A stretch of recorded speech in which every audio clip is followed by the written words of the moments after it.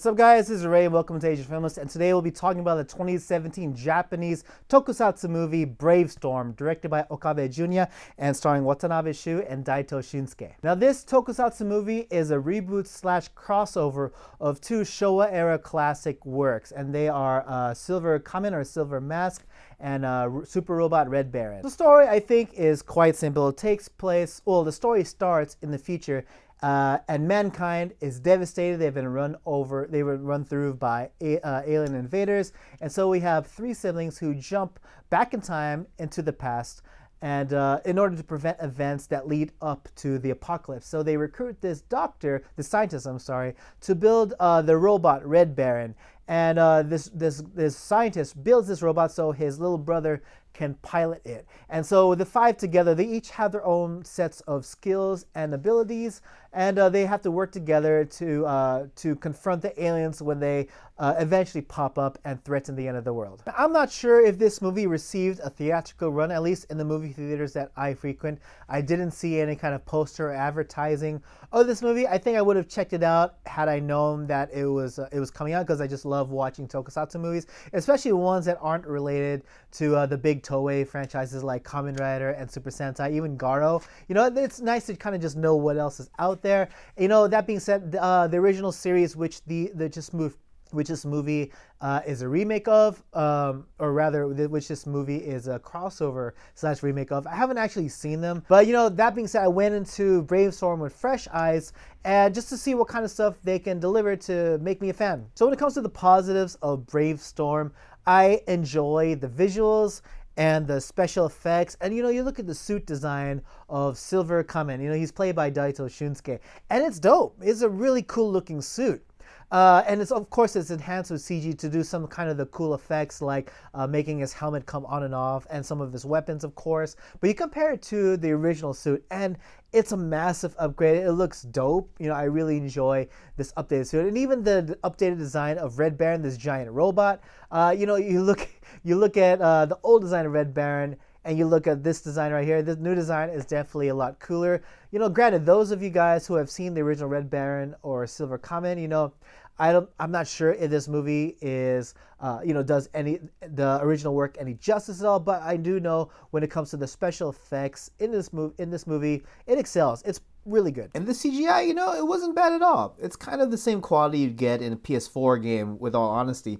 But you can tell there was a lot of work in crafting these CG models. And obviously, Red Baron and the bad guy robot Black Baron are fully animated CG. And when it came to having them interact with real people, most specifically Silver Kamen, it's pretty seamless, and it made for some pretty fun action set pieces. Silver Kamen interacts with both the giant robots as well as human-sized baddies, and it looks pretty good when he transitions back and forth between them. And plus, you know, CG that they used to enhance the background made for some pretty cool sets and backdrops. You know, I dug it. And, you know, regarding practical effects, of course, this being a tokusatsu, everything was on point, especially the practical effects used to bring the aliens to life. Some of these effects make them look, you know, admittedly pretty damn scary, especially the guy towards the beginning. There's a dude who kind of transmorphs into an alien. It looks like something out of a 90s like science fiction horror anime, and I dig it. And I also enjoyed the performances and the characters. I think, you know, the cast is loaded with a few tokusatsu veterans. I mean, you have the lead character who pilots Red Baron. He's played by Watanabe, who was Kamen Rider O's. And for a brief moment, we get even the guy who played Kamen Rider Amazon Omega. I think for the most part, they're fine when they're acting on their own. When you know, they're fine when you're getting to know the characters and getting to like them. But one thing I gotta say that's a weak point is that they lack a bit of chemistry when interacting with each other, especially the good guys who end up fighting the aliens at the end. They're just kind of bland when they're talking to each other. They all have like these dark personalities, dark and brooding personalities. But you know, when some comedy tries to get out of them, it just kind of falls flat. I wasn't feeling it all the way through. When it comes to the action sequences, I dug it for the most part, but at the same time, I was kind of half and half, because while the action had some promising choreography in it,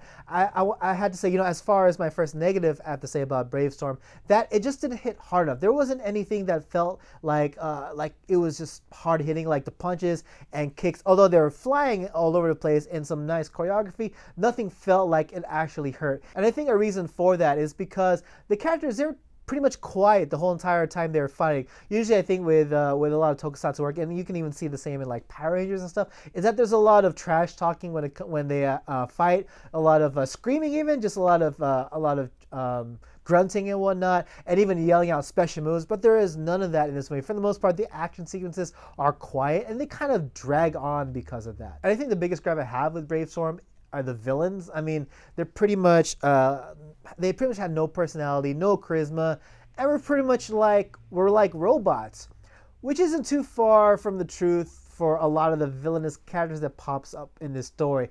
And because of that, they're not memorable. They don't have any charisma, so you don't really care. You know, it then falls the point of entertainment with this movie then falls on the characters, the heroes, being entertaining with their action and whatnot. And as I mentioned earlier, it's only half there. They're pretty boring overall in their agenda and their execution. I mean, how much more two-dimensionally can you get from, you know, the standard alien invasion? They really didn't have anything behind this other than they want to invade the Earth and, you know, take over it, maybe take some of its resources and whatnot. You know, the typical alien invasion stuff. But overall, what do I have to say about BraveStorm? You know, I think it's okay. It's an okay tokusatsu movie. I think if you're a fan of tokusatsu working, you got to watch everything under the sun, then definitely check this out.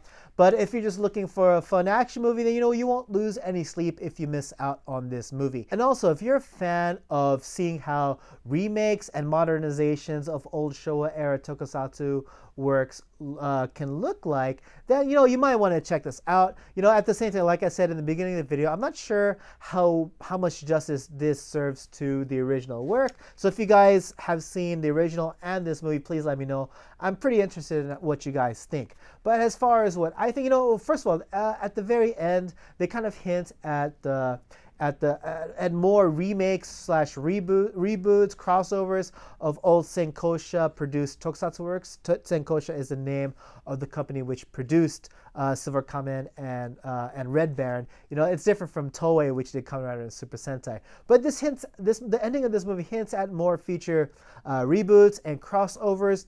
And, you know, after watching this movie, I don't know if I would actually spend money to watch it in the theater. I might actually spend money to rent it on DVD, just like how I did to watch this movie here. But yeah, long story short, check it out if you're a fan of tokusatsu. If not, you're not going to lose sleep over it, as I said.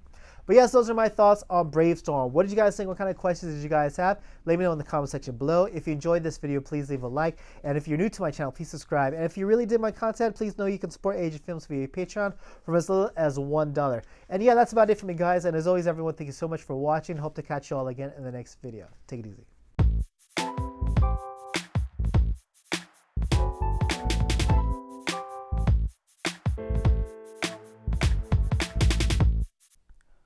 Testing, 1, 2, 3. Testing.